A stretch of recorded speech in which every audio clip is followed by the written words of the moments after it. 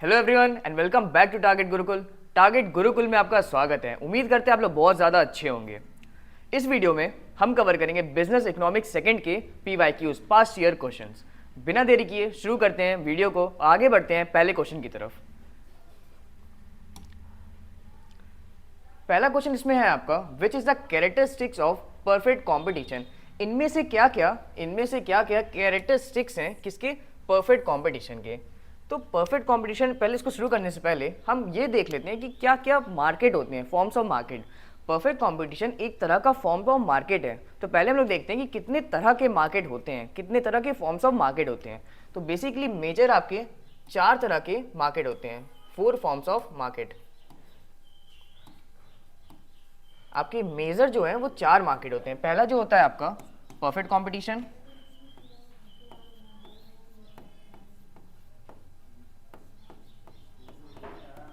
पहला इसमें होता है आपका परफेक्ट कंपटीशन। दूसरा होता है आपका मोनोपोली, दूसरा होता है आपका मोनोपोली मार्केट। तीसरा होता है आपका ओलिगोपोली मार्केट,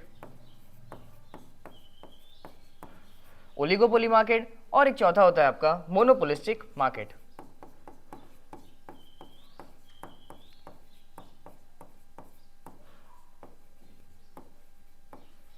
ठीक है, तो बेसिकली आपके इस बिजनेस इकोनॉमिक्स सेकंड में देखिए तो 4 तरह के मार्केट्स मेन होते हैं, 4 फॉर्म्स ऑफ मार्केट मेन होते हैं। पहला हो गया आपका परफेक्ट कॉम्पिटिटिव मार्केट, दूसरा हो गया आपका मोनोपोली मार्केट, तीसरा हो गया आपका ओलिगोपोली मार्केट और चौथा हो गया आपका मोनोपोलिस्टिक मार्केट।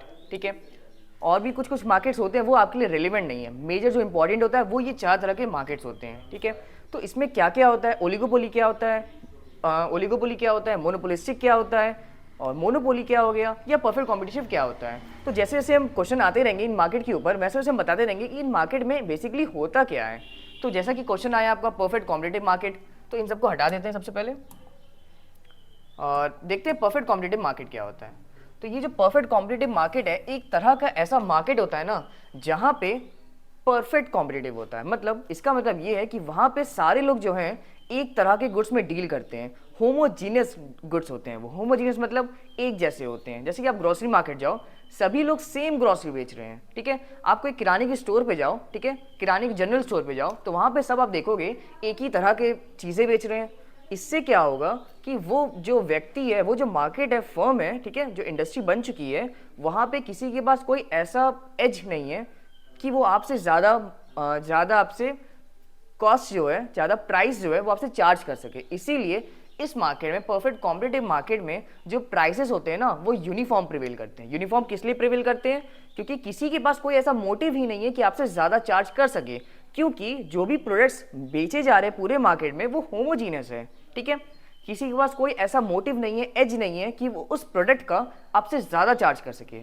जो प्राइस चल रही होगी मार्केट में वही प्राइस वो आपसे लेगा। ठीक है, इसका बेस्ट एग्जांपल क्या है? कोई भी आप किराने के स्टोर पे चले जाओ, कोई भी ग्रोसरी के स्टोर पे चले जाओ, ब्रेड ले लो, बटर ले लो, या फिर कोई भी चीज़ ले लो। ठीक है, जो मार्केट पे रेट चल रहा होगा ना उसी पे आपको मिलेगा, कुछ एक्स्ट्रा चार्ज क्यों नहीं करेगा? क्यों? कोई मोटिव ही नहीं है उसका। इससे क्या होता है? सेलिंग कॉस्ट नहीं होता है इसमें। परफेक्ट कॉम्पिटिटिव में सेलिंग कॉस्ट नहीं होता है।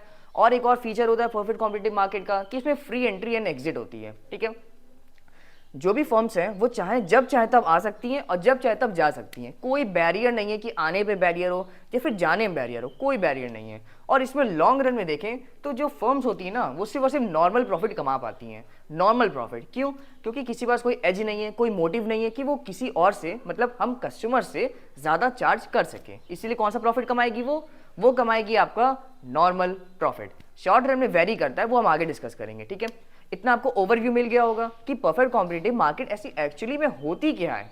मिल गया ना? अब हम लोग आगे बढ़ते हैं, क्वेश्चन पे देखते हैं क्या पूछ रहा है। इसमें पूछा है कि which is the characteristics of perfect competition. Perfect competition बोलो या फिर परफेक्ट कॉम्पिटिटिव मार्केट बोल लो, एक ही बात है। ठीक है, कंफ्यूज नहीं होना है आपको। परफेक्ट कॉम्पिटिशन या फिर परफेक्ट कॉम्पिटिटिव मार्केट एक ही बात है। ठीक है, तो पहला large number of buyers and sellers. इस ऐसा ये जो मार्केट है परफेक्ट कंपटीशन, इसमें जो है large number of buyers and sellers होते हैं। मतलब बहुत ढेर सारे बायर्स हैं और बहुत ढेर सारे सेलर्स हैं। ठीक है, पहला इसका कैरेक्टरिस्टिक्स है। ठीक है, फ्री एंट्री एंड एग्जिट, जैसा कि हमने बताया था इसमें फ्री एंट्री एंड एग्जिट होता है, कोई बैरियर नहीं होता है, कोई रुकावट नहीं होती है कि आप आ नहीं सकते हो, कोई फर्म मतलब कोई आ नहीं सकती है या फिर कोई जा नहीं सकती है, जिसका मन वो रहे, जिसका मन वो चला जाए, फ्री एंट्री एंड एग्जिट। ठीक है। तीसरा, परफेक्ट नॉलेज ऑफ मार्केट। इसमें एक ऐसा कैरेक्टरिस्टिक्स भी है इसका, सबके पास यहाँ पे नॉलेज मार्केट की परफेक्ट नॉलेज होती है। आपको ही पता है कि वहाँ पे जो मान लेते हैं अमूल का बटर है वो कितने का मिल रहा होगा, नॉलेज है ना आपको। ठीक है। मान लेते हैं आप ब्रेड लेने गए, आपको पता है कि उस ब्रेड की प्राइस क्या है, आपको नॉलेज है, परफेक्ट नॉलेज है। ठीक है। कोई आपसे ज़्यादा चार्ज कर सकता है क्या? वो 50 का बटर, अमूल का बटर जो 50 का आता है, ठीक है, क्या उससे क्या वो आपको कोई 55 या 60 में बेच सकता है? नहीं, क्योंकि आपके पास परफेक्ट नॉलेज है। ये भी इसका कैरेक्टरिस्टिक्स हो गया। तो क्या इसका आंसर हो गया? इसका आंसर हो गया D, all of the above. आगे बढ़ते हैं नेक्स्ट क्वेश्चन की तरफ। क्वेश्चन नंबर 2 की तरफ बढ़ते हैं, जो कि है in perfect competition price is determined by. इस परफेक्ट कॉम्पिटिटिव मार्केट में जो प्राइस है ना, कि जो प्राइस प्रिवेल करता है, यूनिफॉर्म प्राइस, वो डिसाइड कैसे होता है? तो ये डिसाइड होता है factors of demand and supply के। ठीक है। प्राइस इज डिटरमाइंड बाय, ठीक है, market forces of demand and supply. ठीक है। Market forces of demand and supply. ठीक है। वो डिमांड एंड सप्लाई जो इंडस्ट्री की होती है ना, उससे वो डिटरमाइन होता है। ठीक है। किसी फर्म की नहीं, किसी गवर्नमेंट की नहीं, नन ऑफ दिस, तो ऐसे भी नहीं होगा। ठीक है। जो ये प्राइस है ना, डिटरमाइंड मार्केट फोर्सेस होता है डिमांड एंड सप्लाई के। पर डिमांड एंड सप्लाई किसके? फर्म के? नहीं। इंडस्ट्री के? बोलोगे हाँ। गवर्नमेंट के? नहीं। तो जो डिमांड एंड सप्लाई तो बेसिक कॉन्सेप्ट है। ठीक है। जो प्राइस डिसाइड होगा वो होगा आपका डिमांड एंड सप्लाई से। पर वो डिमांड एंड सप्लाई किसकी होनी चाहिए? वो होनी चाहिए आपका इंडस्ट्री की। यहाँ पे आपका ऑप्शन में डिमांड एंड सप्लाई नहीं दिया है, तो क्या दिया है? उससे बेटर क्या है? ठीक है। किसका होता है? वो होता है आपका इंडस्ट्री का डिमांड एंड सप्लाई। क्लियर होगा? आई होप सो यहाँ तक आपको क्लियर है ना। आगे बढ़ते हैं नेक्स्ट क्वेश्चन की तरफ। ठीक है। आगे बढ़ते हैं नेक्स्ट क्वेश्चन, क्वेश्चन नंबर 3 की तरफ। इन perfect competition the demand of commodity is. Perfect competitive market में आप देख रहे हो कितने ज्यादा क्वेश्चन आ रहे हैं सिर्फ परफेक्ट कॉम्पिटिशन से। ठीक है। तो परफेक्ट कॉम्पिटिशन मार्केट में जो डिमांड होती है किसी कमोडिटी की, वो क्या होती है? क्या वो परफेक्टली इलास्टिक होती है, क्या वो इनइलास्टिक होती है, या फिर लेस इलास्टिक होती है, या फिर यूनिटरी इलास्टिक होती है? अब ये इलास्टिक क्या होता है ना, ये सोच रहे होंगे आप लोग। तो इलास्टिक देखो बेसिकली क्या होता है, इसको हम डायग्राम से समझते हैं। ठीक है। परफेक्ट कॉम्पिटिशन में आप देखोगे जो प्राइस है ये आपका वाई एक्सिस होता है और ये आपका एक्स एक्सिस है। ठीक है। यहाँ पे हम दिखाते हैं demand, quantity to be demanded. ठीक है। Quantity demand. ठीक है। और यहाँ पे होता है वाई एक्सिस पे आपका प्राइस। परफेक्ट कॉम्पिटिशन में क्या होता है, जो प्राइस होता है ना वो यूनिफॉर्म रहता है। ठीक है। जो ये प्राइस है ये यूनिफॉर्म है, मतलब ठीक है, यहाँ पे आपसे कोई ज़्यादा प्राइस नहीं चार्ज करेगा। किसमें? परफेक्ट कंपटीशन के अंदर जो प्राइस है वो यूनिफॉर्म प्रिवेल करती है। ठीक है। सेम प्राइस है, मान लेते हैं यहाँ पे 100 की प्राइस है। ठीक है। अब डिमांड, यहाँ पे परफेक्ट कंपटीशन में आप जितना मन चाहे उतना डिमांड कर सकते हो। जैसे कि यहाँ पे मान लेते हैं 10 यूनिट्स है, आप इसी प्राइस पे 10 यूनिट्स की डिमांड भी कर सकते हो। ठीक है। इसी प्राइस पे आप 30 यूनिट्स की भी डिमांड कर सकते हो। ठीक है। इसी प्राइस पे आप 50 यूनिट्स की भी डिमांड कर सकते हो। जो मन चाहे वो डिमांड यहाँ पे हो सकती है, पर प्राइस कांस्टेंट होना चाहिए। ठीक है। प्राइस कांस्टेंट है, डिमांड आप 10 भी कर सकते हो, 20 भी कर सकते हो, 30 भी कर सकते हो, 50 भी कर सकते हो। तो ये क्या है? प्राइस इलास्टिक है। ठीक है। इलास्टिक मतलब आप जितना मन चाहे उतना उसको एग्जेजरेट कर सकते हो। ठीक है। इन इलास्टिक होता तो उसका क्या मतलब होता? इन इलास्टिक का मतलब ये होता कि डिमांड कांस्टेंट रहेगी। ठीक है। प्राइस के बढ़ने या घटने से डिमांड में कोई असर नहीं पड़ेगा, डिमांड कांस्टेंट है, एक स्थिर है, तो वो क्या हुआ? वो हो गया आपका इन इलास्टिक। In elastic. पर यहाँ पे क्या है? इलास्टिक मतलब डिमांड बढ़ भी सकती है, ठीक है, घट भी सकती है, और 30 भी रह सकती है, 40 भी, 50 भी। इलास्टिक रबर बैंड का एग्जाम्पल है। रबर बैंड आपको सबको पता होगा, इलास्टिक होता है। ठीक है। स्ट्रेच कर सकते हैं, सेम चीज़ है डिमांड के साथ। 30 भी, 40 भी, 50 भी, 100, 50, जितना यूनिट्स है उतना डिमांड आ सकती है। किस पे? सेम प्राइस पे। तो perfect competition, the demand of a commodity is perfectly elastic. इसमें डिमांड क्या होती है? परफेक्टली इलास्टिक होती है। ठीक है। एक सेम यूनिफॉर्म प्राइस पे कोई भी क्वांटिटी ऑफ डिमांड आ सकती है, कोई भी क्वांटिटी ऑफ यूनिट्स की डिमांड आ सकती है, 100 की भी, 50 की भी और 150 की भी आ सकती है उस सेम प्राइस पे। क्लियर होगा? बहुत ही डिटेल में बताया हमने। इलास्टिक और इनइलास्टिक क्या होता है, ठीक है। आगे बढ़ते हैं नेक्स्ट क्वेश्चन की तरफ, क्वेश्चन नंबर 4 की तरफ। ये क्लियर था ना आपको, ठीक है। नेक्स्ट क्वेश्चन है आपका question number 4, under perfect competition are firm in long run earns, ठीक है। परफेक्ट कॉम्पिटिशन में लॉन्ग रन में फर्म क्या अर्न करती है, कैसा अर्न करती है, क्या वो सुपर प्रॉफिट अर्न करती है, या फिर वो नॉर्मल प्रॉफिट अर्न करती है, या फिर वो लॉस में रहती है। इसका आंसर आप हमको लगता है खुद बता पाओगे। हमने पहले थोड़ी देर पहले बताया था कि परफेक्ट कॉम्पिटिशन, ठीक है, परफेक्ट कंपटीशन में किसी भी फर्म के पास कोई मोटिव ही नहीं है कि वो आपसे ज़्यादा प्राइस चार्ज कर सके, ठीक है। स्टार्टिंग में कर सकती है, पर जैसे जैसे अगर वो प्राइस ज़्यादा चार्ज करेगी, ठीक है, एक मान लेते हैं एक नया नया फर्म आया और वो प्राइस ज़्यादा चार्ज कर रहा है आपसे, इसको देखा देखी बाकी फर्म्स भी आएंगे, ठीक है, वो प्राइस लोअर करेंगे, इसको भी प्राइस लोअर करना पड़ेगा। एक पॉइंट आएगा कि जितने भी फर्म्स है मार्केट में, ठीक है, जितने भी फर्म्स हैं टोटल मार्केट में, वो यूनिफॉर्म प्राइस पे आ जाएंगे, इक्विलिब्रियम प्राइस पे। क्योंकि किसी के पास कोई भी ऐसा मोटिव ही नहीं है, एज ही नहीं है कि वो किसी कस्टमर से, हमसे, आपसे कोई ज़्यादा प्राइस चार्ज कर सके। इसीलिए लॉन्ग रन में जो वो फर्म है ना, जो लॉन्ग रन परफेक्ट कॉम्पिटिटिव वाली जो फर्म है, वो नॉर्मल प्रॉफिट ही अर्न करेगी, वो सुपर प्रॉफिट अर्न कर ही नहीं सकती है, क्योंकि उसके पास कोई ऐसा मोटिव ही नहीं है कि वो आपसे, हमसे या किसी से भी ज़्यादा प्राइस चार्ज कर सके।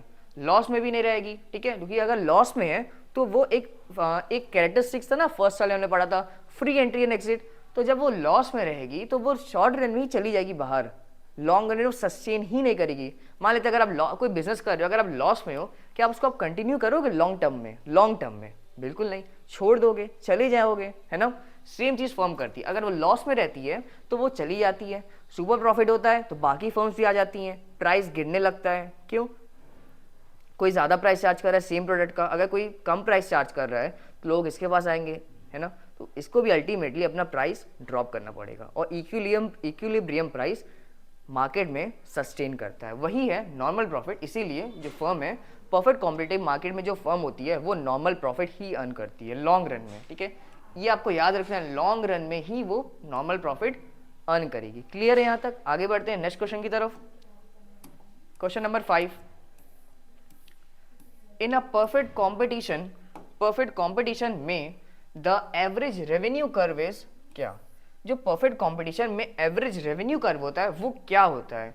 तो क्या वो पैरेलल टू एक्स एक्सिस है, या फिर पैरेलल टू वाई एक्सिस है, ठीक है, या फिर वो बोथ ए एंड बी है? तो पहले देखते हैं कि ये डायग्राम में कैसा दिखता है। देखो, आपको पता है कि यहाँ पे परफेक्ट कंपटीशन में जो प्राइस होती है ना वो कांस्टेंट होती है, ठीक है। ये आपका वाई एक्सिस है, ये आपका एक्स एक्सिस है, ठीक है। ये आपका वाई एक्सिस है, ये आपका एक्स एक्सिस है, ठीक है। यहाँ पे प्राइस कांस्टेंट होती है, और यहाँ पे परफेक्ट कंपटीशन में एक कॉन्सेप्ट होता है जिसको हम लोग बोलते हैं A R is equal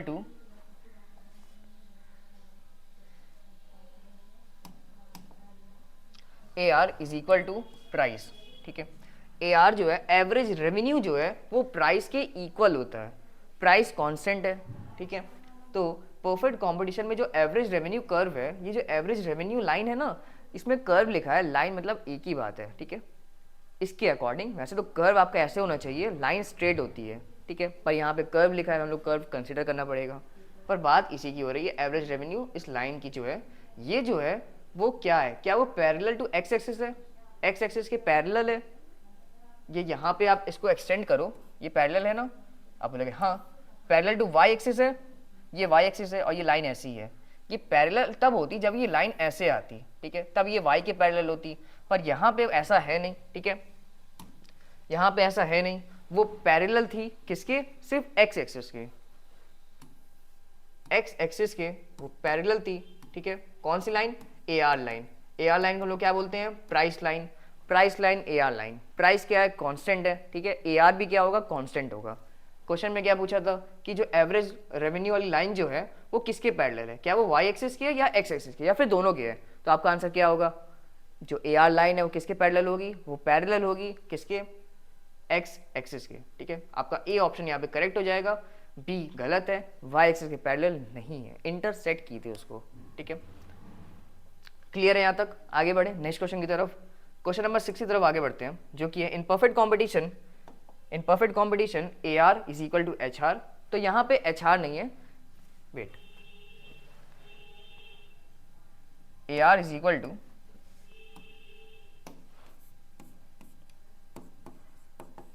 M R. यहाँ पे एच आर नहीं है, एच आर मिसप्रिंट हो गया है, कोई इशू नहीं है।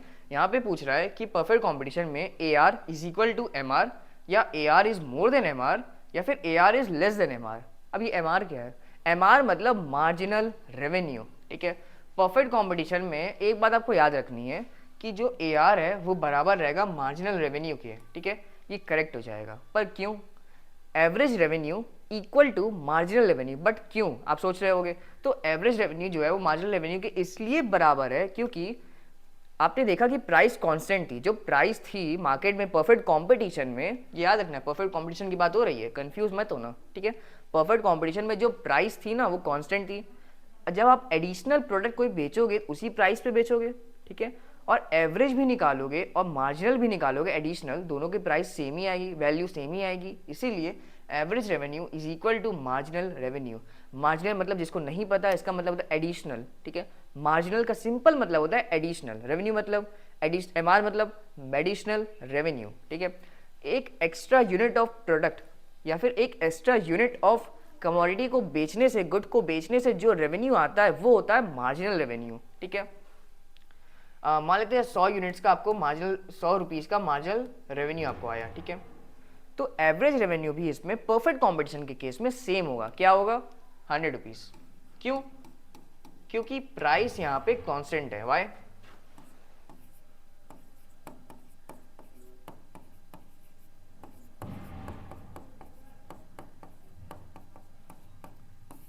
Price is constant. Price constant होने की वजह से A R is equal to M R. यहाँ एच आर नहीं था, ठीक है, एच आर नहीं था, यहाँ पे एम आर था। एम आर मतलब क्या था? Marginal revenue. क्लियर है यहाँ तक? आगे बढ़ते हैं नेक्स्ट क्वेश्चन, क्वेश्चन नंबर 7 की तरफ। In which market structure the demand is perfectly elastic. कौन से मार्केट स्ट्रक्चर में डिमांड जो है परफेक्टली इलास्टिक है? मतलब इलास्टिक मतलब हमने आपको थोड़ी देर पहले बताया था, इलास्टिक रबर बैंड के एग्जाम्पल से आप लेते हो, ठीक है। 10, 20, 50, 100, 1000 यूनिट्स, जितना मन चाहे उतना आप डिमांड कर सकते हो। इलास्टिक है। रबर बैंड याद रखोगे एग्जाम में तो आपको क्लियर रहेगा कि हाँ इलास्टिक मतलब बहुत हद तक हम क्या बोल सकते हैं इसको कि हम 10 भी कर सकते हैं, 20 भी, 30 भी, 40, 50 भी, ठीक है। क्या है? इलास्टिक है। इन इलास्टिक मतलब क्या था? स्थिर रहना। सिर्फ डिमांड मान लेते हैं 100 यूनिट्स की ही रहेगी, प्राइस की बढ़ना है या घट रहा है, डिमांड आपकी कांस्टेंट है, ठीक है। ये किस केस में होता है? सॉल्ट के केस में। पर ये सब आपके रेलिवेंट नहीं है। क्वेश्चन आपका इसमें है कि जो डिमांड कौन से मार्केट स्ट्रक्चर में डिमांड जो है, ठीक है, परफेक्टली इलास्टिक होती है। तो अभी आपको थोड़ी देर पहले बताया था कौन सा मार्केट स्ट्रक्चर था वो? Perfect competition. हाँ, परफेक्ट कंपटीशन में जो डिमांड है आपकी वो परफेक्टली इलास्टिक है। एक सेम प्राइस पे आप 10 भी यूनिट्स डिमांड कर सकते हो, 20 यूनिट्स भी कर सकते हो, 50 यूनिट्स भी कर सकते हो, या 1000 यूनिट्स भी कर सकते हो, जैसा आपका मन हो, ठीक है। पर क्या होगा? इलास्टिक होगा, जितना मन चाहे उतना कर सकते हो, ठीक है। कौन सा मार्केट है? परफेक्ट कंपटीशन में। नेक्स्ट है आपका question number 8। In dash a firm is a firm and infinitely elastic demand curve, which means that the firm can sell any amount of a good at prevailing market price, ठीक है। वो कौन सा market structure है, ठीक है, वो कौन सी फॉर्म ऑफ मार्केट है, क्वेश्चन में क्या पूछ रहा है, वो कौन सी फॉर्म ऑफ मार्केट है जिसमें प्रीवेलिंग मार्केट प्राइस में जितना मन जाए उतना हम डिमांड कर सकते हैं, ठीक है। अ फर्म का इनफाइनेटली इलास्टिक डिमांड, किसमें, कौन से फॉर्म ऑफ मार्केट में इनफाइनेटली इलास्टिक डिमांड होती है, ठीक है। इनफाइनेटली इलास्टिक डिमांड कौन से फॉर्म ऑफ मार्केट में होती है? आपको पता है कौन सा फॉर्म है? वो है आपका परफेक्ट कॉम्पिटिटिव मार्केट, ठीक है। आपको कैसे पता? प्रीवेलिंग मार्केट प्राइस में इलास्टिक डिमांड, ठीक है। प्रीवेलिंग मार्केट प्राइस में इलास्टिक डिमांड है, मतलब कौन सा फॉर्म ऑफ मार्केट है? वो आपका है परफेक्टली कॉम्पिटिटिव मार्केट, ठीक है। परफेक्ट कंपटीशन बोलो या फिर परफेक्ट कॉम्पिटिटिव मार्केट बोलो, एक ही बात है, ठीक है। क्लियर है यहाँ पे? आगे बढ़ते हैं नेक्स्ट क्वेश्चन की तरफ। Question number 9। Under perfect competition in short run a firm will have. अभी हमने थोड़ी देर पहले पढ़ा था इन परफेक्ट कॉम्पिटिशन लॉन्ग रन में क्या होगा, लॉन्ग रन में क्या था, नॉर्मल प्रॉफिट था। शॉर्ट रन में क्या है, ठीक है, तो शॉर्ट रन में आपका क्या होता है कि फर्म जो है ना वो कुछ भी कमा सकती है, गवा भी सकती है, सेम भी रह सकती है। मतलब फर्म जैसे कि शॉर्ट रन में क्या होता है, कोई फर्म नई आई मार्केट में, ठीक है, तो वो या तो सुपर नॉर्मल प्रॉफिट अर्न कर लेगी, ठीक है, या तो वो लॉस में रहेगी, उसका प्रोडक्ट बिकेगा नहीं, या तो वो नॉर्मल प्रॉफिट अर्न करेगी। शॉर्ट रन में तीनों फैक्टर कंसिडर किए जाते हैं, ठीक है, तीनों पॉसिबिलिटी रहती है। फर्म या तो सुपर प्रॉफिट कमाएगी, सुपर प्रॉफिट मतलब हद से ज़्यादा प्रॉफिट, जितना कमाना चाहिए उतना नहीं, ज़्यादा प्रॉफिट कमाएगी वो, सुपर प्रॉफिट, ठीक है, या तो वो नॉर्मल प्रॉफिट कमाएगी, नॉर्मल प्रॉफिट कमाएगी, ज़्यादा नहीं, क्यों, कोई मोटिव ही नहीं है चार्ज करने का, इसलिए वो नॉर्मल प्रॉफिट कमाएगी। या हो सकता है वो लॉस में हो सकती है, ठीक है। तो क्या इसका आंसर हो गया, एनी ऑफ द अबव, इनमें से कोई भी शॉर्ट रन में, ठीक है, शॉर्ट रन में परफेक्ट कॉम्पिटिटिव वाले केस में शॉर्ट रन में मार्केट बिहेव करेगी, या तो वो सुपर प्रॉफिट कमाएगी, या तो वो नॉर्मल प्रॉफिट कमाएगी, या फिर वो लॉस में रहेगी, ठीक है। नॉर्मल ये कौन सा केस था, ये था आपका शॉर्ट टर्म में, शॉर्ट रन में, ठीक है। लॉन्ग रन में क्या होगा, लॉन्ग रन में आपका सिर्फ और सिर्फ नॉर्मल प्रॉफिट कमाएगी, सिर्फ और सिर्फ नॉर्मल प्रॉफिट, क्यों, क्योंकि कोई मोटिव ही नहीं है एक्स्ट्रा चार्ज करने का। कब तक, लॉन्ग फॉर्म में, पर शॉर्ट फॉर्म में कर भी सकती है, लॉस में भी रह सकती है और नॉर्मल प्रॉफिट भी कमा सकती है, क्योंकि free and entry and exit है, ठीक है, फ्री एंट्री एंड एग्जिट है, लॉस में रहेगी तो चली जाएगी, और अगर कोई फर्म सुपर प्रॉफिट कमा रही है तो नई फर्म एंट्री मारेगी इसमें, ठीक है, कोई बैरियर नहीं है, इसीलिए बस यही एक फैक्टर था इसमें। नेक्स्ट है आपका,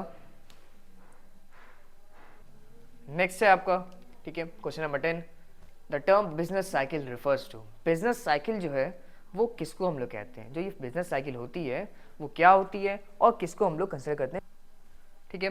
तो ये नेक्स्ट क्वेश्चन है आपका, the term business cycle refers to, business cycle किसको कहते हैं, ठीक है, fluctuation in aggregative economic activity over time, या फिर ups and downs in the production of goods, कोई गुड्स को प्रोड्यूस करने में अप्स एंड डाउन्स हो रहे हैं, या फिर इंक्रीजिंग एम्प्लॉयमेंट बढ़ रही है, रोजगार बढ़ रहा है, या फिर डिक्लाइनिंग सेविंग्स कम हो रही हैं। तो पहले हम लोग देखते हैं कि बिजनेस साइकिल क्या होता है। चलो पहले हम लोग देखते हैं कि बिजनेस साइकिल क्या है। इसको एक डायग्राम के फॉर्म से समझते हैं। आई होप विजिबल है आपको इस साइड। चलो यहाँ पे ये जो फेज है आपका, जो यहाँ से ऊपर जा रहा है, ये इसको बोलते हैं हम लोग एक्सपेंशनरी फेज, ठीक है, या फिर एक्सपेंशन बोल सकते हैं, एक्सपेंशन, ठीक है। ये जो पॉइंट है जहाँ पे एकदम सबसे ज़्यादा है वो होता है पीक,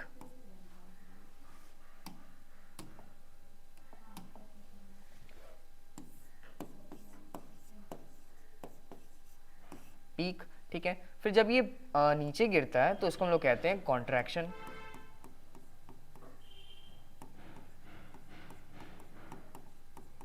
कॉन्ट्रैक्शन। और जब एक नॉर्मल लाइन जो होती है उसको हम लोग इमेजिनरी लाइन जो ड्रॉ करते हैं उसके भी नीचे चला जाता है तो वो होता है आपका डिप्रेशन। ये फेज कौन सा है आपका, डिप्रेशन,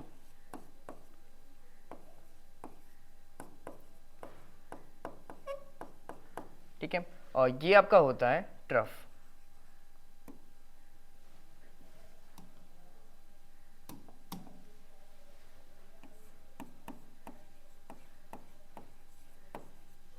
चलो अब समझते हैं ये है क्या।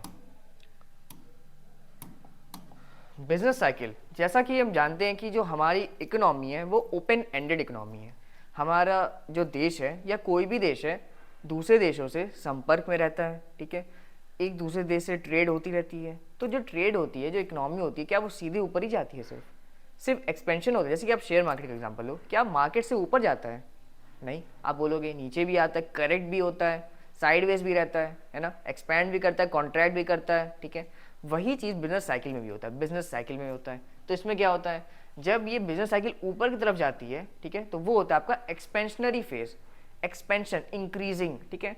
एक पॉइंट होता है जब वो सबसे हाई लेवल पे होती है, वो होता है आपका पीक, नाम से ही लग रहा होगा पीक, सबसे ज़्यादा पॉइंट पे, ठीक है।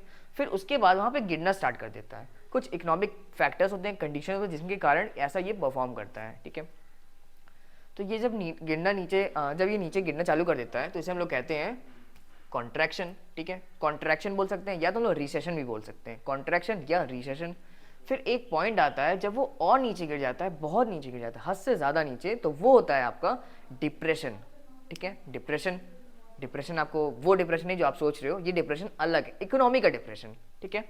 और एक पॉइंट होता है सबसे सबसे लो लेवल पे आ जाती है इकोनॉमी, सबसे लो लेवल, इससे नीचे नहीं जाने वाली है, वो होता है ट्रफ, TROUGH, वो होता है आपका ट्रफ। और फिर वापस से वो यहाँ पे एक्सपैंड करती है, ठीक है, पीक पे आती है, फिर कॉन्ट्रैक्ट करती है, डिप्रेशन जाती है, ये चलता रहता है। ये जो फेज है साइकिल, ये जो साइकिल है, बिजनेस साइकिल है, ऐसे वो चलती रहती है। पहले एक्सपैंड करती है, फिर पीक पे आती है, उसके बाद गिरने लगती है, फिर एक पॉइंट आता है जहाँ पे सबसे ज़्यादा बॉटम बना लेती है, इससे नीचे नहीं जाने वाला है, वो क्या है, वो आपका होता है ट्रफ, ठीक है। और फिर वापस से यही चीज़ कंटिन्यू होती है, expansion, contraction, expansion, peak, contraction, depression और ट्रफ, ठीक है। आपको ओवरव्यू मिल गया होगा कि बिजनेस साइकिल होता क्या है। अब क्वेश्चन देखते हैं।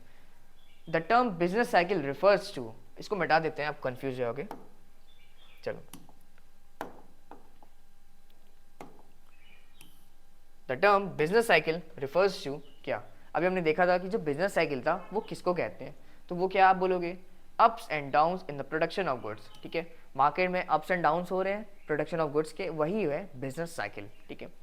नेक्स्ट क्वेश्चन इसके ऊपर है, इसी के ऊपर एक और क्वेश्चन है, the trough of a business cycle occurs when dash hits lowest point, lowest point hit करता है ना, ट्रफ होता है, पर वो, ठीक है, अकर्स व्हेन, पर इसमें पूछ रहा है कि वो कब अकर होता है, कब ऐसा होता है जब बिजनेस साइकिल अपना लोएस्ट पॉइंट करती है, तो उसका कौन सा फैक्टर है, क्यों होता है, किसकी वजह से होता है कि जो ट्रफ बनता है ना, लोएस्ट पॉइंट किसकी वजह से बनता है, तो वो किसका आंसर है, वो होता है आपका एग्रीगेटिव इकोनॉमिक एक्टिविटीज़, ठीक है। जो मार्केट में इकोनॉमिक एक्टिविटीज़ चल रही हैं उनके कारण सम अप करने के बाद, उनके कारण इकोनॉमिक एक्टिविटीज़ के कारण, ठीक है, इकोनॉमिक एक्टिविटीज़ के कारण जो बिजनेस साइकिल में ट्रफ वाली सिचुएशन एराइज होती है ना, ट्रफ सबसे लोएस्ट पॉइंट, इससे नीचे नहीं जाने वाला है, ठीक है, सबसे बॉटम पॉइंट, सबसे लोएस्ट पॉइंट ट्रफ, ठीक है, किसके कारण होता है, aggregative economic activity, aggregative economic activity के कारण,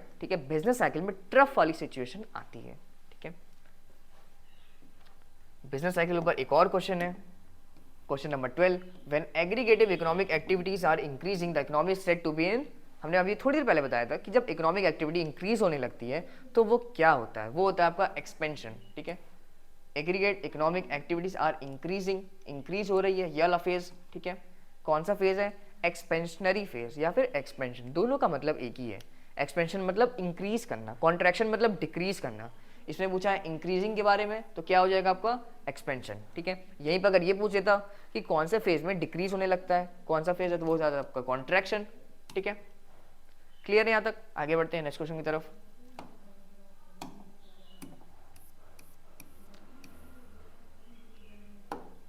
नेक्स्ट क्वेश्चन है आपका, greatest depression suffered by world economy in the year, जो ग्रेट डिप्रेशन था वो कौन से सन में हुआ था, ठीक है। तो इसका दो आंसर हो सकता है, पहला आपका होगा 1930 में, ठीक है, और एक और होता है 1929, ठीक है। आपके एग्जाम में ये भी बोल सकता है, ये यहाँ पे आपके एग्जाम में चाहे तो ये ऑप्शन दे सकता है, ये चार ऑप्शन, या फिर आप एक ऑप्शन और दे देगा 1929 का, तो आप क्या बोलोगे, दोनों सही है, ठीक है। हो सकता है ये दे दे, हो सकता है ये दे दे, आपकी नॉलेज में, आपके दिमाग में दोनों आंसर बैठे होने चाहिए कि अगर ये पूछता है कि जब ग्रेटेस्ट डिप्रेशन हुआ था वर्ल्ड इकोनॉमी में वो कौन से सन में हुआ था, ठीक है, तो 1929 भी सही है, 1930 भी सही है। इसमें क्या है, इसमें 1930 है, तो इसमें 1930 हम टिक कर देंगे, ऑप्शन नंबर सी यहाँ पे सही हो जाएगा। नेक्स्ट है आपका, during recession the unemployment rate and output dash and dash respectively, recession के टाइम पे, रिसेशन मतलब कौन सा फेज, टर्निंग नीचे वाला फेज, ठीक है, एक्सपेंशन, पीक, कॉन्ट्रैक्शन, रिसेशन, ठीक है, ये वाला फेज जो होता है इसमें अनएम्प्लॉयमेंट रेट कैसे बिहेव करते हैं, अनएम्प्लॉयमेंट, ठीक है, मतलब अनएम्प्लॉयमेंट मतलब रोजगार कम हो जाता है, अनएम्प्लॉयमेंट नहीं है मार्केट में, तो वो क्या है, फॉल्स, ठीक है। अनएम्प्लॉयमेंट रेट राइजेस, क्यों, अनएम्प्लॉयमेंट रेट राइजेस, ठीक है, ज़्यादा से ज़्यादा लोग अनएम्प्लॉयड हो रहे हैं, ठीक है, अनएम्प्लॉयमेंट रेट है वो बढ़ रहा है, ज़्यादा से ज़्यादा लोग अनएम्प्लॉयड हो रहे हैं। अगर यहीं पे अनएम्प्लॉयमेंट की जगह एम्प्लॉयमेंट दे देता, अनएम्प्लॉयमेंट की जगह एम्प्लॉयमेंट दे देता, तो आप बोलते फॉल्स, एम्प्लॉयमेंट जो है, रोजगार जो है वो गिर रहा होता, पर यहाँ पे बोला है अनएम्प्लॉयमेंट, ये एक ऐसा पॉइंट है जिसमें बच्चे हमेशा कंफ्यूज होते हैं, हर साल कंफ्यूज होते हैं, ठीक है। इसको रेज करते हैं, चलो। During recession the unemployment rate, जो अनएम्प्लॉयमेंट का रेट होता है ना, ज़्यादा से ज़्यादा लोग इस फेज में, रिसेशन के फेज में, आपने सुना होगा कि गूगल ले ऑफ करती है, बहुत सारी बिग बिग कंपनीज रिसेशन के टाइम पे अपने वर्कर्स को निकाल देती है, ठीक है। क्या है वो, अनएम्प्लॉयमेंट रेट बढ़ रहा होता है, इंक्रीज राइजेस, तो यहाँ पे क्या होगा, एक ऑप्शन राइजेस, ठीक है। और जो आउटपुट है वो क्या होता है, तो जो आउटपुट है रिसेशन के टाइम पे गिर जाता है, ठीक है, तो क्या हो गया, फॉल्स। आपका ऑप्शन ए सही हो जाएगा। During recession the unemployment rate rises, unemployment rate rises and output falls, ठीक है, रिस्पेक्टिवली। अनएम्प्लॉयमेंट बढ़ने लगती है, ज़्यादा से ज़्यादा लोग अनएम्प्लॉयड होते हैं, मतलब ज़्यादा से ज़्यादा लोगों के पास रोजगार नहीं होता है, किस फेज में, रिसेशन वाले फेज में, ठीक है।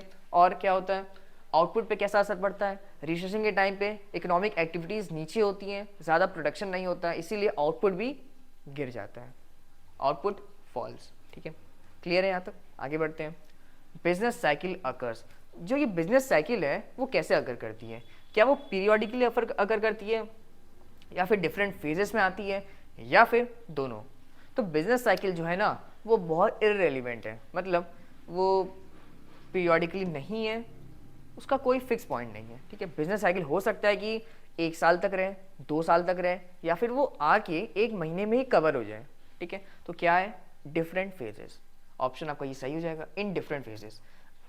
पीरियोडिकली कभी भी बिजनेस साइकिल अगर नहीं करेगी, ऐसा कोई निश्चित नहीं है कि हर 2 साल में एक डाउन टर्न आएगा, एक साइकिल जो एक्सपेंशन में वो कॉन्ट्रैक्शन में डेवलप हो जाएगी, या फिर हर 3 साल में, ऐसा नहीं होने वाला है। वो हो सकता है कि 1 साल में आ जाए, हो सकता है 10 साल में आए, हो सकता है 15 साल आएगी तो जरूर, पर वो फिक्स नहीं होगा। तो वो क्या आंसर है, इन डिफरेंट फेजेस, ठीक है। पीरियोडिकली नहीं होगा, इसको आपको याद रखना है। 2 क्वेश्चन, ये थोड़ा ट्विस्ट वाले क्वेश्चन है, ठीक है। जैसे कि पहला था अनएम्प्लॉयमेंट रेट, आप सोचोगे एम्प्लॉयमेंट गिर रही है, ठीक है, तो फॉल है, नहीं, अनएम्प्लॉयमेंट रेट जो है, ज़्यादा से ज़्यादा लोग अनएम्प्लॉयड हो रहे हैं, उसकी वजह से रेट जो बढ़ रहा होता है, ठीक है। और आउटपुट जो है, इकोनॉमिक एक्टिविटी स्लो डाउन हो जाती है, इसलिए आउटपुट गिर जाता है। थोड़ा सा ध्यान लगाना है, थोड़ा सा आपका डीडीओ या फिर आपका कोई भी जो कॉलेज है वो थोड़ा थोड़ा ट्विस्ट कर देगा क्वेश्चन को।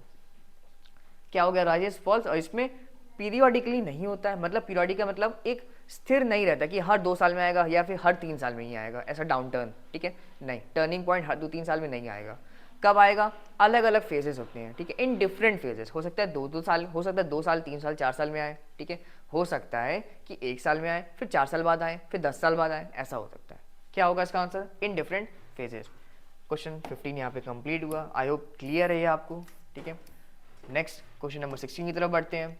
The exponent of innovation theory of business cycle is, इसमें क्या पूछ रहा है, जो इनोवेशन थ्योरी है बिजनेस साइकिल की वो किसने दी है, तो किसने दी है, 4 नाम है, सैमुएल्सन, सुन पीटर, ठीक है, हॉटरे और हाइक, कौन सी है। तो आपको एक चीज याद रखनी है, इनोवेशन जो थ्योरी है ना, इनोवेशन हमेशा आप रिलेट करोगे किससे, सुन पीटर से, ठीक है। प्रोनाउंसिएशंस की थोड़ी अलग है, आपको स्पेलिंग याद करने की कोई जरूरत नहीं है, ये याद रखना है कि हाँ ऐसा कोई वर्ड आएगा तो ये आंसर होगा, ठीक है। स्पेलिंग आपके जरूरी नहीं है, एमसीक्यू पेपर्स होने वाले हैं आपके, ठीक है। तो the exponent of innovation theory of business cycle, business cycle में जो इनोवेशन की थ्योरी है ना वो किसने दी थी, तो इसका आंसर है सुन पीटर, ठीक है। वैसे ही 2 थ्योरी है, ठीक है। पहला होगा इनोवेशन, जब भी इनोवेशन आएगा आप क्या बोलोगे, इससे रिलेट करोगे, ठीक है। कुछ भी पूछ सकता है, जैसे क्वेश्चन में यहाँ पूछा कि exponent of innovation theory of business cycle is, या तो ये पूछ सकता है कि इनोवेशन थ्योरी किसने दी थी, क्या आंसर होगा, सुन पीटर। इनोवेशन मतलब सुन पीटर। एक ये भी आ सकता है कि रिस्क बियरिंग थ्योरी किसने दी थी, कौन सी थ्योरी, रिस्क बियरिंग। तो रिस्क बियरिंग जब भी आएगा वो होगा आपका फ्रैंक नाइट।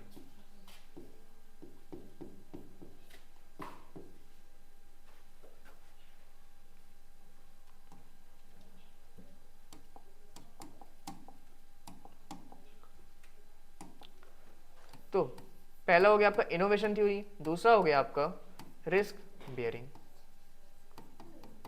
एंटरप्रेन्योर जो होता है वो क्या करता है, रिस्क बियर करता है, रिस्क बियरिंग बोलो या फिर अनसर्टेनिटी बियरिंग, वो बियर करता है ना, कौन, एंटरप्रेन्योर। तो ये थ्योरी किसने दी थी, ये दी थी आपकी फ्रैंक नाइट ने, ठीक है, फ्रैंक नाइट है, के कांस्टेंट है यहाँ पे, ठीक है। तो ये जो थ्योरी है आपकी रिस्क बियरिंग वाली, वो किसने दी थी? फ्रैंक नाइट में। कभी भी क्वेश्चन में आपका अगर ये पूछ ले रिस्क बियरिंग थ्योरी, सिर्फ रिस्क बियरिंग किसने दी थी, नाम फ्रैंक नाइट का आपके दिमाग में आ जाना चाहिए। इनोवेशन कभी भी आए एग्जाम में, आपके दिमाग में कौन सा नाम आना चाहिए? सुन पीटर, ठीक है। तो इसमें 16 वाले क्वेश्चन में इनोवेशन मतलब सुन पीटर, यहाँ पे ऑप्शन करेक्ट हो गया, ठीक है। आगे बढ़ते हैं नेक्स्ट क्वेश्चन की तरफ, question number 17। According to marginal productivity theory, marginal productivity theory के अकॉर्डिंग, उसके अनुसार the price of a factor of production is dependent upon, जो प्राइस है फैक्टर्स ऑफ प्रोडक्शन के, फैक्टर्स ऑफ प्रोडक्शन क्या क्या होते हैं? Land, labour, capital, entrepreneur. आपको आई होप आपको पता होगा ये। अच्छा, फिर से हम लिख देते हैं यहाँ पे, देखो 4 तरह के फैक्टर्स ऑफ प्रोडक्शन होते हैं। पहला होता है आपका लैंड, पहला होता है आपका लैंड, ठीक है। दूसरा होता है आपका कैपिटल, तीसरा होता है आपका एंटरप्रेन्योर, और चौथा होता है आपका लेबर, ठीक है। ये 4 होते हैं फैक्टर्स ऑफ प्रोडक्शन। ये 4 क्या है? फैक्टर्स ऑफ प्रोडक्शन, ठीक है। लैंड, लेबर, कैपिटल, एंटरप्रेन्योर, ठीक है। तो इसमें क्वेश्चन में आपका पूछ रहा है जो ये फैक्टर्स ऑफ प्रोडक्शन है, जो मार्जिनल प्रोडक्टिविटी थ्योरी के अकॉर्डिंग जो ये फैक्टर्स ऑफ प्रोडक्शन है, ठीक है, इनकी प्राइस किस पे डिपेंड करती है? तो इनकी प्राइस जो है, फैक्टर्स ऑफ प्रोडक्शन की जो प्राइस है वो किस पे डिपेंड करती है? वो डिपेंड करती है आपकी फैक्टर्स मार्जिनल प्रोडक्टिविटी, फैक्टर्स के मार्जिनल प्रोडक्टिविटी के अकॉर्डिंग जो फैक्टर्स थे ना, हमने 4 फैक्टर्स बताए थे, लैंड, लेबर, कैपिटल, एंटरप्रेन्योर, ये 4 फैक्टर्स हैं, ठीक है। इनकी प्राइस जो है, क्या प्राइस होनी चाहिए, वो डिपेंड करेगी फैक्टर्स ऑफ मार्जिनल प्रोडक्टिविटी के according, factors of marginal productivity, ठीक है। मार्जिनल मतलब क्लियर है आपको, ठीक है। मार्जिनल मतलब क्या होता है? एडिशनल। मार्जिनल जब कहीं भी आए ना, उसका मतलब क्या है? एडिशनल, ठीक है। क्लियर है? क्या ऑप्शन होता है इसमें? फैक्टर्स मार्जिनल प्रोडक्टिविटी, ठीक है। Next question number 18, question number 18, factor prices are determined in the factor market under the forces of, ठीक है। जो फैक्टर प्राइसेस हैं, जो फैक्टर मार्केट में डिटरमाइन होते हैं, वो किसके वजह से होते हैं? जो फैक्टर प्राइसेस हैं फैक्टर मार्केट में जो डिटरमाइन होंगे, वो किसकी वजह से होंगे? तो वो होता है market forces of demand and supply, ठीक है। डिमांड एंड सप्लाई से, डिमांड कितनी डिमांड है, ठीक है, ठीक है, कितनी कोई चीज़ की डिमांड है, कितनी उसकी सप्लाई है, इससे डिटरमाइन होगा कि उसकी क्या प्राइस होनी चाहिए, ठीक है। Market forces of demand and supply, option number D correct हो जाएगा यहाँ पे, डिमांड एंड सप्लाई, ठीक है। Factor prices are determined in the factor market under the forces of demand and supply. Perfect competitive market में भी price कैसे decide होती थी? Market forces of demand and supply से, ठीक है। इंडस्ट्री में होती थी, ठीक है, इंडस्ट्री के अकॉर्डिंग होती थी, पर किससे? Market forces of demand and supply. वहीं फैक्टर प्राइसेस भी market forces of demand and supply के अकॉर्डिंग डिटरमाइन होते हैं। क्या डिटरमाइन होते हैं? फैक्टर प्राइसेस किसके? फैक्टर मार्केट में जो रहते हैं ना, लैंड, लेबर, कैपिटल, एंटरप्रेन्योर, और सब चीज़ें जो होती हैं, है ना, इनके प्राइसेस डिमांड एंड सप्लाई से डिसाइड होते हैं। क्लियर है यहाँ पे? आगे बढ़ते हैं नेक्स्ट क्वेश्चन नंबर 19 के ऊपर, ठीक है। Question number 19, the Ricardian theory of rent consider rent as, जो रिकार्डियन थ्योरी है रेंट की, उसमें रेंट को कैसे कंसिडर किया गया है, ठीक है। जो रिकार्डियन जो थ्योरी है उसमें रेंट को कैसे कंसिडर किया गया है? तो उसमें रेंट को, रिकार्डियन थ्योरी में, ठीक है, उसमें रेंट को एक डिफरेंशियल सरप्लस के रूप में कंसिडर किया गया है, ठीक है। अगर आपसे क्वेश्चन में पूछता है रिकार्डियन थ्योरी में रेंट को कैसे कंसिडर किया गया है, आप बोलोगे एज अ डिफरेंशियल सरप्लस, ठीक है। ग्रॉस नहीं, नेट नहीं, ठीक है, क्या होगा answer? Differential surplus. Differential surplus से रिकार्डियन थ्योरी आप में रेंट को डिटरमाइन करती है, ठीक है, ठीक है। यहाँ पे क्लियर है? आगे बढ़ते हैं नेक्स्ट क्वेश्चन नंबर 20 के ऊपर। नॉमिनल वेजेस मीन्स, जो ये नॉमिनल वेजेस है इसका क्या मतलब है, ठीक है। तो आपके ऑप्शन है हनी वेजेस, यहाँ हनी नहीं है, यहाँ पे मनी वेजेस है।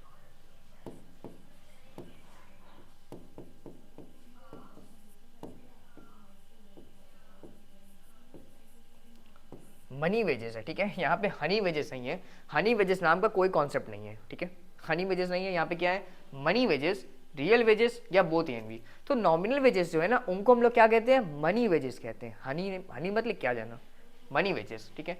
Nominal wages means money wages, ठीक है। कौन सा ऑप्शन हो गया, ऑप्शन नंबर ए आपका मनी वेजेस करेक्ट। ऑप्शन मत रट के जाना एग्जाम में, ठीक है, ऑप्शन मत रट के जाना। आप क्या करोगे आप लोग कि क्वेश्चन आपका क्या हो सकता है, थोड़ा सा ट्विस्ट कर दे, नॉमिनल वेजेस पूछ ले, या फिर पूछ सकता है money wages is also known as, तो आप बोलेगे nominal wages.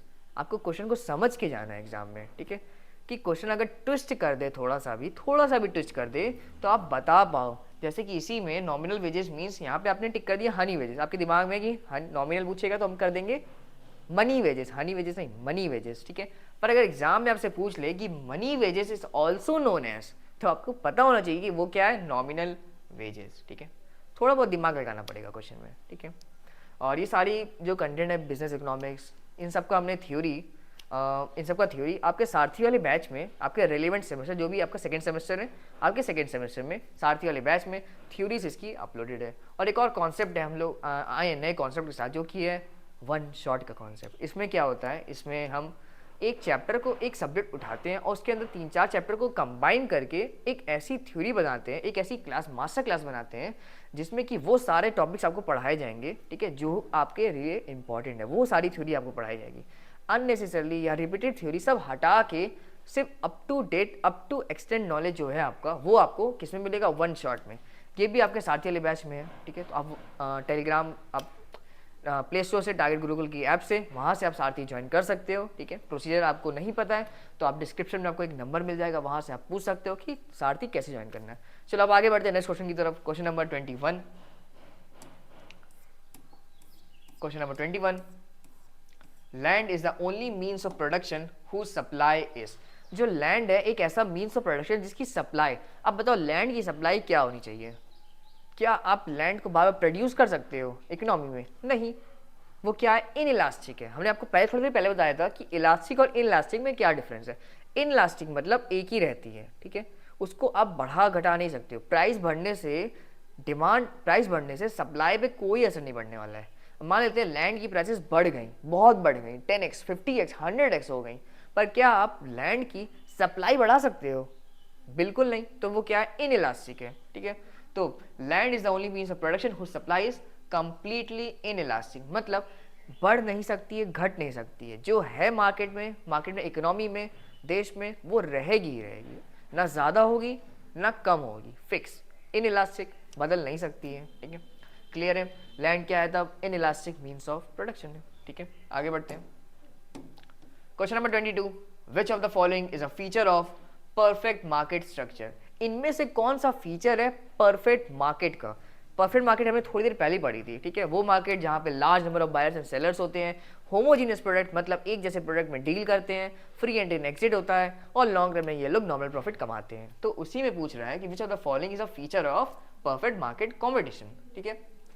Is a feature of, तो एंट्री बैरियर होता है, तो आप बोलोगे नहीं, इसमें एंट्री बैरियर नहीं होता है। किसमें नहीं होता है, परफेक्ट कॉम्पिटिटिव मार्केट में, क्योंकि इसमें क्या होता है, फ्री एंट्री एंड एग्जिट, ठीक है। आप आ सकते हो, आप जा सकते हो, कोई बैरियर नहीं है आपके ऊपर, ठीक है। ये ऑप्शन गलत हो गया। इंटरडिपेंडेंस भी नहीं होती है, एक दूसरे पर डिपेंडेंट नहीं होते हैं, ठीक। नॉन प्राइस कंपटीशन नहीं, ये लोग प्राइस पे ही कॉम्पीट करते हैं, तो इसका ऑप्शन क्या हो गया, एब्सेंस ऑफ सेलिंग कॉस्ट, ठीक है। परफेक्ट कंपटीशन में कोई भी सेलिंग कॉस्ट नहीं होती है, तो क्या है, एब्सेंस ऑफ सेलिंग कॉस्ट, ठीक है। तो आपका हो गया option C, which of the following is a feature of perfect competitive market. Perfect market structure क्या है, एब्सेंस ऑफ सेलिंग कॉस्ट। परफेक्ट मार्केट में कोई भी सेलिंग कॉस्ट नहीं होती है, ठीक है। Next, under monopoly number of sellers is. Monopoly में कितने सेलर्स होते हैं ये आपको पता होगा। मोनोपोली में कितने होते हैं, एक, उसकी मोनोपोली है, ठीक है। तो क्या हो गया, ओनली वन। मोनोपोली मार्केट में सिर्फ एक ही सेलर होता है, ठीक है। क्या ऑप्शन हो गया, option number A, only one seller.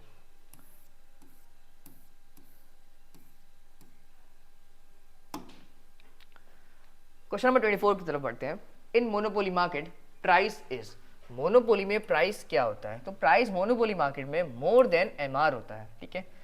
Price monopoly market में ज़्यादा होता है किससे, एमआर से, मार्जिनल रेवेन्यू से। क्यों? क्योंकि मोनोपोली एक ऐसी मार्केट की फॉर्म होती है ना जहाँ पे जो सेलर है वो जो मन चाहे वो प्राइस चार्ज कर सकता है। क्यों? उसकी मोनोपोली, एक ही सेलर है, वो जो प्राइस बोलेगा आपको देना पड़ेगा। ठीक है, तो वो प्राइस मेकर होता है। ठीक है, प्राइस मेकर। ठीक है, कौन होता है? मोनोपोली मार्केट का सेलर। ठीक है, तो मोनोपोली में प्राइसेस क्या होते हैं, वो ज़्यादा होते हैं किससे, मार्जिनल रेवेन्यू से। मार्जिनल रेवेन्यू से जो प्राइसेस होते हैं वो ज़्यादा होते हैं किसके अंदर, मोनोपोली मार्केट के अंदर। ठीक है, आगे बढ़ते हैं नेक्स्ट क्वेश्चन की तरफ। Selling cost is essential in, selling cost किस में एसेंशियल होती है? ठीक है, आपका क्वेश्चन है selling cost is essential in. Question number 24 आपको क्लियर होगा कि मोनोपोली मार्केट में प्राइस होते हैं वो ज़्यादा होते हैं, किससे ज़्यादा होते हैं, एमआर से ज़्यादा होते हैं। ठीक है, और जो सेलिंग कॉस्ट है वो किस में एसेंशियल होती है? तो सेलिंग कॉस्ट है वो आपका मोनोपोलिस्टिक कंपटीशन में होती है। ठीक है, सेलिंग कॉस्ट जो है आपका वो मोनोपोलिस्टिक कंपटीशन में ज़्यादा होती है मतलब मोनोपोलिस्टिक कंपटीशन में। ठीक है, परफेक्ट कंपटीशन में सेलिंग कॉस्ट नहीं होती है, अभी हमने पढ़ा था एब्सेंस ऑफ सेलिंग कॉस्ट। ठीक है, मोनोपोली में भी कोई सेलिंग कॉस्ट का कोई रेलिवेंट नहीं है। ठीक है, एक ही सेलर है, जो मन चाहे वो चार्ज कर सकता है और आपको देना पड़ेगा। मोनोपोलिस्टिक कंपटीशन में सेलिंग कॉस्ट होती है। ठीक है, मोनोपोलिस्टिक कंपटीशन में सेलिंग कॉस्ट होती है क्योंकि प्रोडक्ट डिफरेंशिएशन यहाँ पे एक की फैक्टर होता है। ठीक है, मोनोपोलिस्टिक कंपटीशन में एक की फैक्टर होता है प्रोडक्ट डिफरेंशिएशन। ठीक है, प्रोडक्ट डिफरेंशिएशन एवरी फर्म, ठीक है, उसमें जो प्रोडक्ट डिफरेंशिएशन होता है, ठीक है, तो उसमें हर फर्म को कुछ ना कुछ सेलिंग कॉस्ट इंकर करना पड़ता है, मार्केटिंग टेक्निक्स अपनानी पड़ती है। ठीक है, जिससे उससे सेलिंग कॉस्ट बढ़ जाती है क्योंकि सबके प्रोडक्ट्स अलग अलग होते हैं। प्रोडक्ट डिफरेंशिएशन यहाँ का एक की फैक्टर है किसका, मोनोपोलिस्टिक मार्केट का। इसीलिए सेलिंग कॉस्ट किस में होती है, मोनोपोलिस्टिक मार्केट में होती है। उनको कुछ ना कुछ स्पेंड करना पड़ता है सेलिंग में अपनी सेल्स को बढ़ाने के लिए। ठीक है, क्लियर है? 25 तक क्लियर है। आगे बढ़ते हैं क्वेश्चन 26 की तरफ।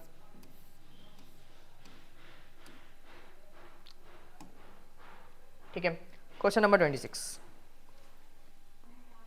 क्वेश्चन नंबर 26, ठीक है, when average revenue is equal to 30, average revenue AR is equal to 30, average revenue and AC मतलब क्या होता है, एयर कंडीशनर नहीं, AC मतलब यहाँ पे होता है एवरेज कॉस्ट। ठीक है, तो एवरेज रेवेन्यू 30 है, एवरेज कॉस्ट जो है वो 20 है। ठीक है, तो फर्म ने क्या बनाया, ठीक है, एवरेज रेवेन्यू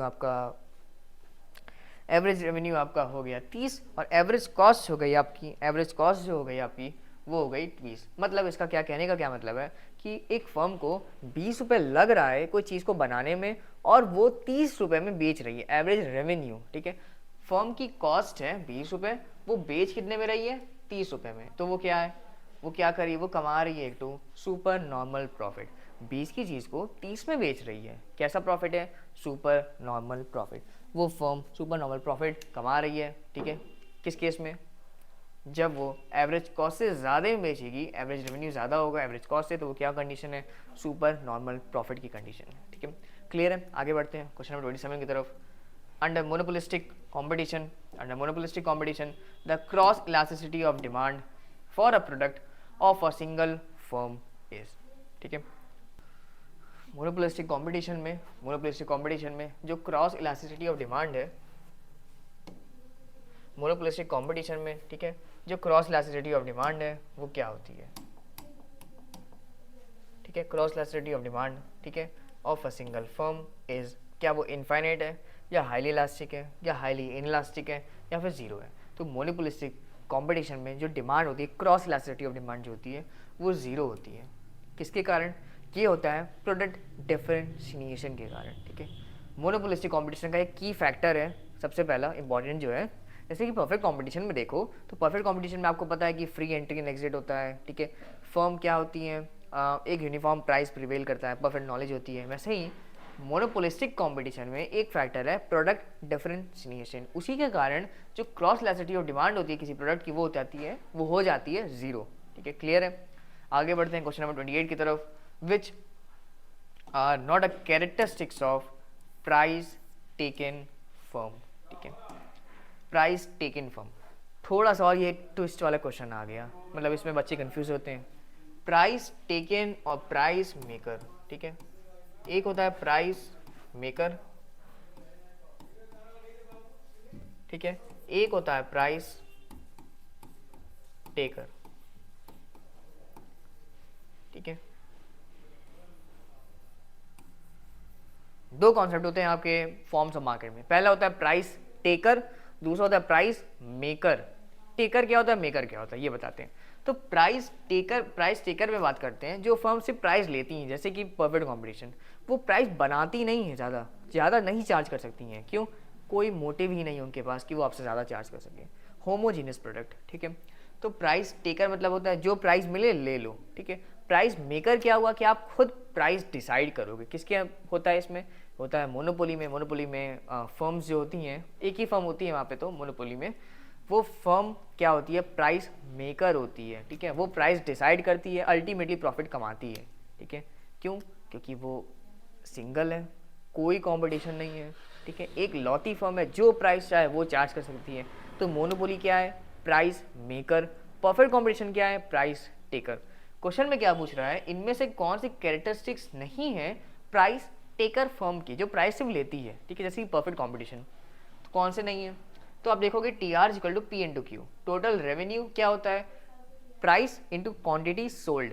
ये क्या है? P मतलब प्राइस और Q मतलब क्या है? Quantity sold. ये किसका फीचर है?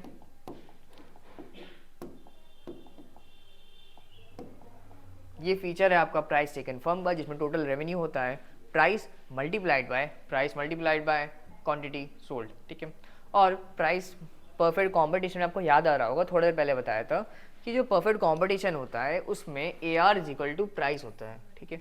वो ग्राफ आपको याद आ रहा होगा, फिर से बनाते हैं। देखो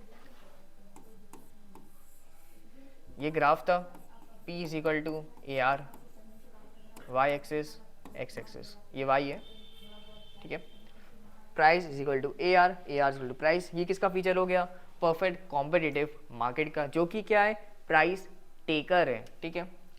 MR is equal to price. Marginal revenue जो होगा, एडिशनल रेवेन्यू जो होगा, वो प्राइस के बराबर ही होगा। क्यों? क्योंकि इसमें प्राइस क्या है? कांस्टेंट होती है।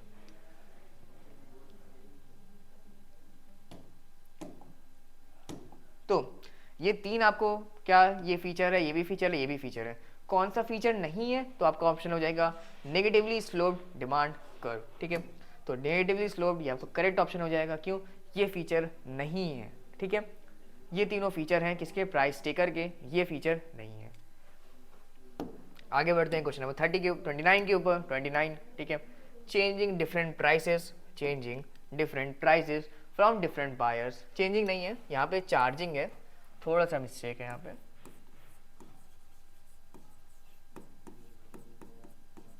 ठीक है। यहाँ पे ये आपका चेंजिंग नहीं है, यहाँ पे आपका चार्जिंग है, ठीक है। Charging different price from different buyers, अलग अलग बायर से अलग अलग प्राइस चार्ज करना, ठीक है। इसको क्या बोलते हैं? Price extension, price contraction, price discrimination या प्राइस कंट्रोल। अलग अलग बायर से अलग अलग प्राइस चार्ज करना, ये होता है प्राइस डिस्क्रिमिनेशन, मतलब भेदभाव, ठीक है। प्राइस अलग अलग बायर से अलग अलग प्राइस चार्ज करना, ये होता है प्राइस डिस्क्रिमिनेशन। डिस्क्रिमिनेशन का मतलब आपको पता है, ठीक है, डिस्क्रिमिनेट करना, ठीक है, अलग अलग लोगों से अलग अलग चीज़ों के दाम मांगना, ठीक है। क्या हो गया? Charging different prices from different buyers for the same good is called price discrimination, ठीक है। ऑप्शन यहाँ पे सही हो गया, ठीक है, प्राइस डिस्क्रिमिनेशन का, ठीक है। Charging different prices from different person, price discrimination. आगे बढ़ते हैं क्वेश्चन नंबर 30 के ऊपर। In which kind of market a firm is a price taken, ठीक है। कौन से मार्केट में फर्म जो है वो प्राइस टेकर होती है, ठीक है। हाँ, तो विच kind of market a firm is a price taker, कौन से मार्केट में प्राइस टेकर होती है? वो होती है आपका परफेक्ट कॉम्पिटिटिव में, ठीक है। For a monopoly the industry demand curve is the firm. क्या मोनोपोली में इंडस्ट्री डिमांड कर्व होता है? वो क्या होता है? वो होता है आपका डिमांड कर्व, ठीक है। क्लियर है आपको? आगे बढ़ते हैं next question. The condition of losses, कौन से इनमें से कंडीशन है लॉस का, ठीक है। तो AR जब एवरेज रेवेन्यू कम होगा एवरेज कॉस्ट से, जब आप रेवेन्यू कम कमाओगे, कॉस्ट आपकी ज़्यादा लग गई, रेवेन्यू कम आया, तो क्या कंडीशन है? लॉस की कंडीशन है, ठीक है। The condition for super profit is average revenue more than price. Revenue जो है वो ज़्यादा है, किससे ज़्यादा है? प्राइस से, ठीक है, एवरेज कॉस्ट से मतलब, ठीक है। एवरेज कॉस्ट जो आपकी कॉस्ट लगी उससे ज़्यादा रेवेन्यू आप कमा लिए, तो क्या कंडीशन हो गई? सुपर प्रॉफिट की, ठीक है। नेक्स्ट है the condition for normal profit is, इनमें से कौन सी कंडीशन है नॉर्मल प्रॉफिट की, ठीक है। नॉर्मल प्रॉफिट की एक कंडीशन होती है ए आर इक्वल टू ए सी, ठीक है। जो भी आपने एवरेज रेवेन्यू, जो भी आपने रेवेन्यू कमाया वो इक्वल होगा कितना आपने कॉस्ट इंकर किया था। कौन सी कंडीशन हो गई, नॉर्मल प्रॉफिट की। क्लियर है, आगे बढ़ते हैं क्वेश्चन नंबर 35 के ऊपर। मोनोपोलिस्टिक कंपटीशन कंसिस्ट ऑफ, ठीक है। मोनोपोलिस्टिक कंपटीशन कैसे होता है, ठीक है। तो मोनोपोलिस्टिक कंपटीशन में 35 क्वेश्चन आपके हो चुके हैं। आगे बढ़ते हैं क्वेश्चन नंबर 36 के ऊपर। Monopolistic competition consist of, monopolistic competition में क्या क्या होता है, तो इसमें होता है आपका many firms selling differentiated products. पहले ही आपको बताया था कि मोनोपोलिस्टिक कंपटीशन एक ऐसा फॉर्म ऑफ मार्केट है जहाँ पे की फैक्टर है वहाँ पे कि जो प्रोडक्ट्स हैं डिफरेंशिएटेड होते हैं, ठीक है। क्या ऑप्शन हो गया आपका, many firm selling differentiated products, ठीक है। क्लियर है यहाँ तक। क्वेश्चन नंबर 36 पे पढ़ते हैं। विच of the following is a falls in monopolistic competition. इनमें से कौन सा मोनोपोलिस्टिक कंपटीशन में नहीं है, तो इसमें हो जाएगा आपका ऑप्शन बी, आइडेंटिकल प्रोडक्ट। ठीक है, आपको पता है कि मोनोपोलिस्टिक कंपटीशन में कैसे प्रोडक्ट होते हैं, कैसे होते हैं, आपको पता होगा कि मोनोपोलिस्टिक कंपटीशन में कैसे प्रोडक्ट होते हैं, वो होते हैं डिफरेंशिएटेड प्रोडक्ट्स, ठीक है। इसमें क्या लिखा है, आइडेंटिकल प्रोडक्ट्स, ठीक है। ऑप्शन गलत हो जाएगा, ठीक है, मतलब सही हो गया एट द एंड, ठीक है।